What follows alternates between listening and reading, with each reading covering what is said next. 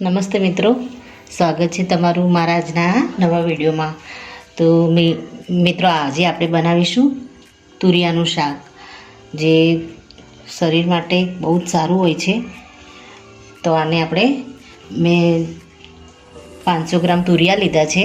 એને સારી રીતે એની છાલ કાઢી અને 2 પાણીથી ધોઈ અને એને મોટા મોટા પીસમાં કટ કરી લીધા છે.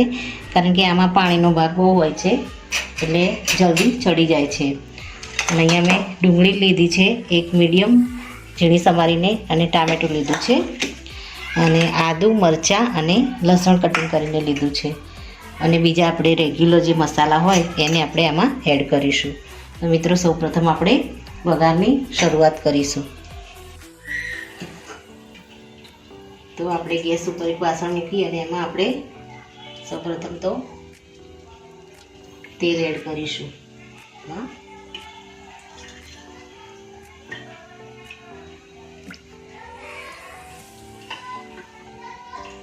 આપણે તેલ થોડું વધારે એડ કરીશું, કારણ કે આમાં પાણી આનું છૂટશે,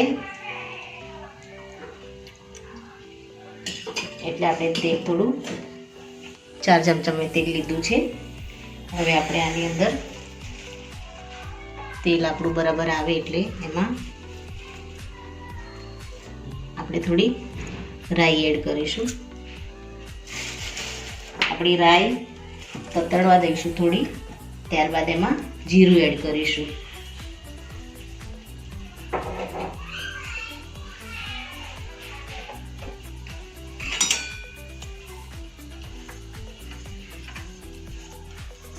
આપણું તેલ ગરમ થવા લાગ્યું છે અને રાઈ અંદર થોડી તતડી ગઈ છે. હવે આપણે આમાં થોડું જીરું એડ કરીશું.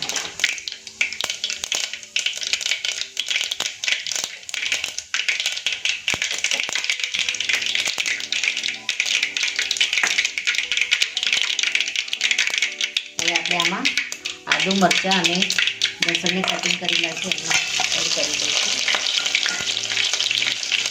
એની સાથે આપણે ડુંગળી કટિંગ કરીને રાખી છે અને પણ આમાં એડ કરી દઈશું.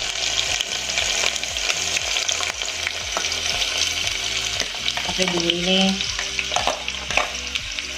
થોડી વાર માટે તેલમાં સાંતળીશું, ત્યારબાદ એમાં ટામેટાં એડ કરીશું. તો આમાં આપણે મીઠું એડ કરી દઈશું.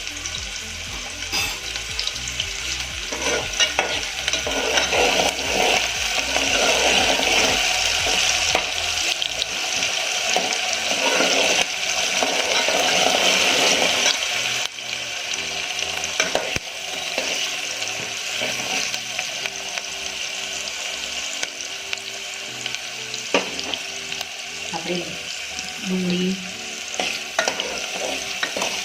થોડો કલર ચેન્જ થવા લાગ્યો છે.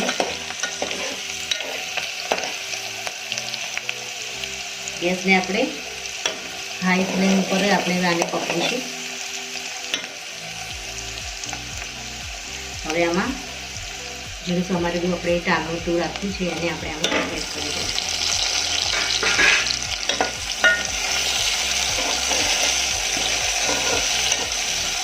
હવે ટામેટાં અને ડુંગળી સારી રીતે મેશ થઈ જાય ત્યાં સુધી આને આપણે પકવીશું. આપણે આમાં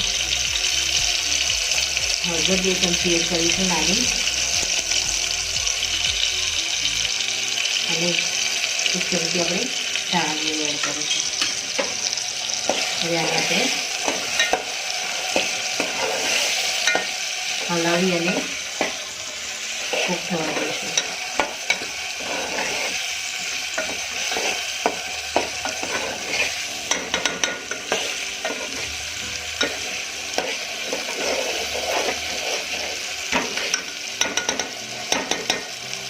આપણે આમાં હવે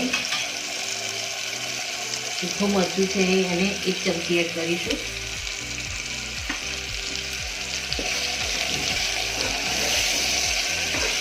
હવે આમાં થોડું પાણી એડ કરી અને આને ડુંગળી અને ટામેટાને આપણે સારી રીતે મેલ્ટ થવા દઈશું.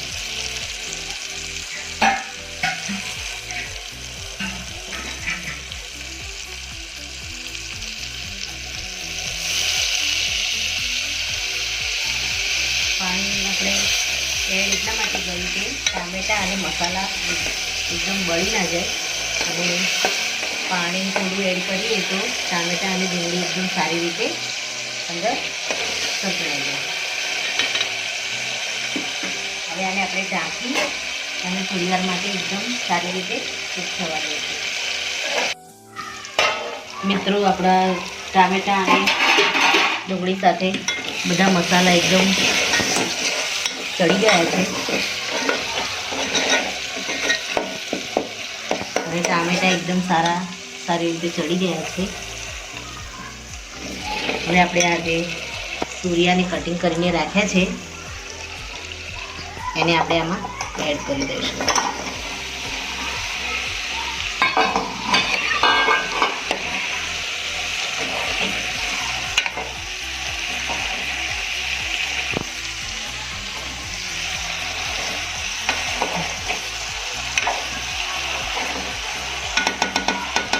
આપણે થોડું મીઠું એડ કરીશું, કારણ કે આપણે ટામેટાં અને ડુંગળીના ભાગનું જ મીઠું નાખ્યું હતું. આપણે મીઠું થોડું આમાં એડ કરી દઈશું. ત્યારબાદ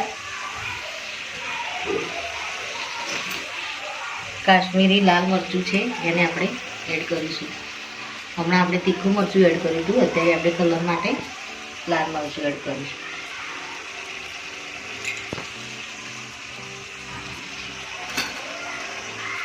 હવે આને સારી રીતે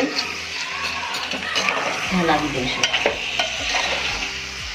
આમાં આપણે પાણી નહીં રેડી અત્યારે. હવે આમાંથી પાણી જે છૂટશે એના એ પાણીથી જ આ શાક એકદમ સારી રીતે પાકી જશે.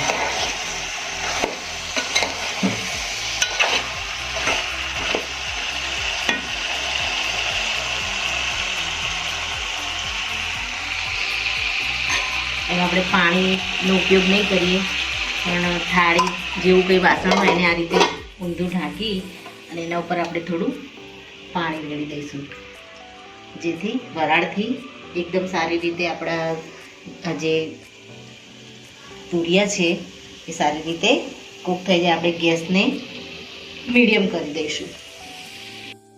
તો મિત્રો, આપણે હવે આને એકવાર ચેક કરી લઈશું. આપણે આમાં પાણીનો જરા પણ ઉપયોગ કર્યો નથી, છતાં પણ આની અંદર ખાસું એવું પાણી છૂટી ગયું છે. હવે આપણે આ પાણીને જોડી દઈશું.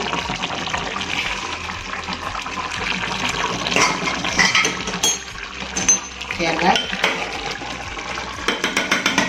આમાં આપણે થોડા લીલા ધાણા એડ કરી દઈશું અને ઢાંક્યા વગર આપણે ગેસને થોડો ધીમો કરી દઈશું, મીડિયમ, અને 2 મિનિટ માટે કૂક થવા દઈશું.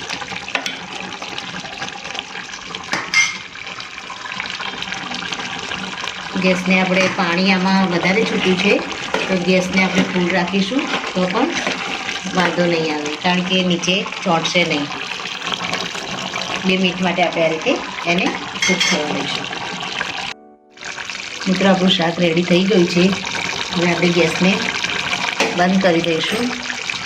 ઉપરથી આપણે કસૂરી મેથી છે એને આપણે આની ઉપર સ્પ્રિંકલ કરી દઈશું